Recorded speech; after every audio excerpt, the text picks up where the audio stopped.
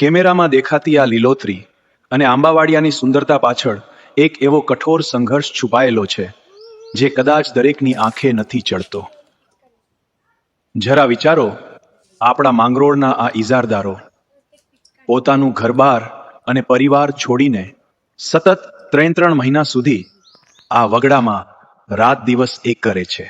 ટાઢ, તડકો કે મચ્છરની પરવા કર્યા વિના પોતાના સંતાનની જેમ આ આંબાનું જતન કરે છે. અને આ 3 મહિનાનો વસવાટ ક્યાં કરવાનો? સાવજોના સામ્રાજ્યમાં.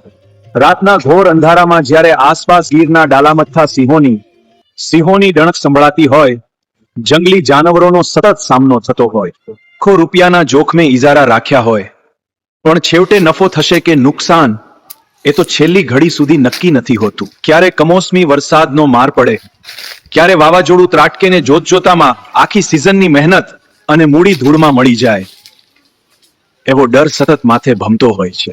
કોઈ સામ્યાણો વેપાર નથી, આ તો કુદરત સામેની એક મોટી કસોટી છે. છતાંય પોતાની હિંમત અને અતૂટ આત્મવિશ્વાસના લોકો દર વર્ષે આ ધૂળિયા માર્ગ ખૂંદે છે.